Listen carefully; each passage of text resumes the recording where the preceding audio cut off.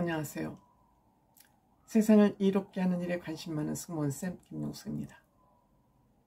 한 가정이 됐건 국가가 됐던 그 가정이나 국가의 희망은 젊은이들에게 있다고 생각됩니다. 가정에서도 자녀들이 잘 돼야, 자녀들이 올곧은 생각을 가지고 있어야 그 가정은 희망이 있는 것이고, 국가 또한 젊은이들이 바른 생각, 옳고 그름을 분별할 수 있는 바른 생각을 가지고 있는 젊은이들이 많을수록 그 국가는 희망적이라고 저는 생각이 됩니다. 최근 윤석열 대통령의 계엄 선포와 함께 탄핵, 구속으로 이어지면서 대한민국 2030 세대들이 새로운 보수로 나타나고 있습니다. 새로운 보수로 이들이 방향을 잡고 있습니다.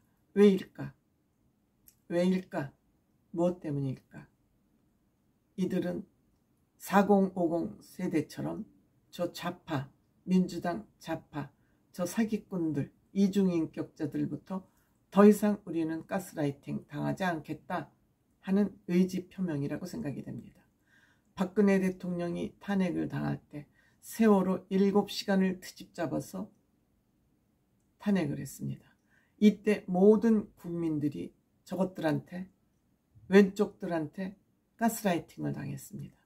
광우병 마찬가지입니다. 광우병 이명박 대통령 시절에 뼈 구멍송송, 머리 구멍송송이라 그러면서 대한민국 국민을 가스라이팅 했습니다. 사드 마찬가지입니다. 이 사드가 전파를 타서 건강을 해친다고 별의별 개소리를 다 떨었습니다. 일본 오염수 방출 때도 똑같은 짓을 했습니다. 이 좌파 저것들 반대 안 한 것이 있습니까? 청계천 복원공사 할 때 반대했고, 영종도 공항 만들 때 반대했고, 이것들이 반대하는 대로 그것을 하지 않았다면 지금 오늘날 대한민국은 없습니다. 이만큼 저 좌파 왼쪽 것들은 국민을 선전선동하는 기술자들입니다. 그런데 지금 2030 세대들은 소식, 정보, SNS부터 받아들이는 속도가 무척 빠릅니다. 무척 빠릅니다. 이들이 정보를 여기저기 다니면서 비교해보니 이건 아니잖아. 그래서 이들이 오른쪽 새싹 보수들이 싹트기 시작한 겁니다. 이거 아니구만, 틀려먹었구만. 이것이 저는 대한민국의 희망이라고 생각을 하는 것입니다. 민주당 이재명은 저건 국민을 속이는 전문당입니다. 이제는 우리 더 이상 안 속아 하는 것이 바로 국민의힘 지지율 폭등으로 나타나는 거 아닌가 이렇게 생각합니다. 즉 정보를 습득하는, 지식을 습득하는 것이 머리가 좋으니 젊었으니까 습득력도 빠르고 속도도 빠르다. 그렇기 때문에 60, 70, 80, 40, 50 세대보다는 현실 판단력이 현저하게 빠르고 정확하다. 그래서 이들에게는 고정관념이 없기 때문에 정보 옳고 그름을 판단하는 그 판단력이 굉장히 빠르다. 그렇기 때문에 선전선동에 대한 방어력이 상당히 높다. 저는 이렇게 생각이 듭니다.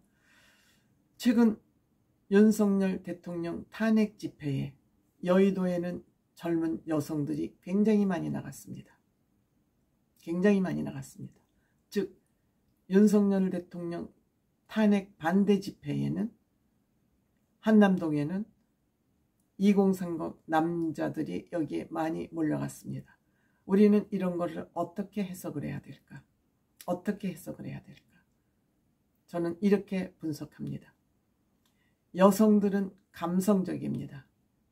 여성의 특징은 감성적이라는 특징, 남자들의 특징은 이성적이라는 그런 특징을 가지고 있어서 화성에서 온 남자, 여자 금성에서 온 남자, 즉 남성과 여성은 같이 일치할 수가 없다. 같아질 수가 없다. 공통분모가 없을 수밖에 없다. 그래서 우리는 이것을 이해하는 게 굉장히 중요하고 남자가 화합하는 지름길이다, 이렇게 생각을 합니다.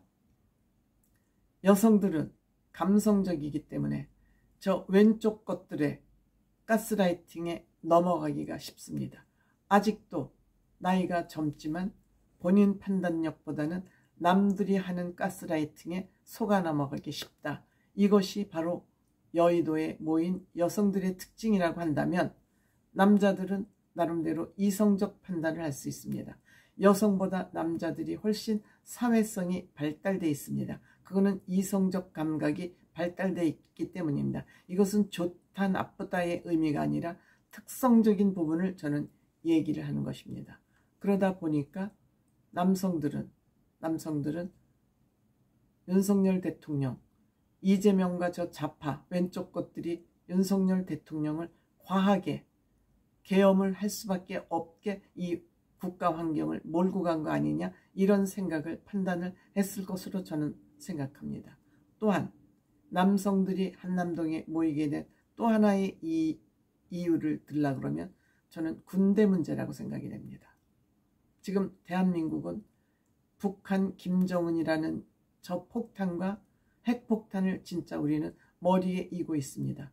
저 김정은이라는 인간, 이북에 있는 저 불법 집단 때문에 남성들은 군대를 의무적으로 갈 수밖에 없는 그러한 운명적 대한민국에서 태어났다고 생각됩니다. 이건 현실적인 문제입니다.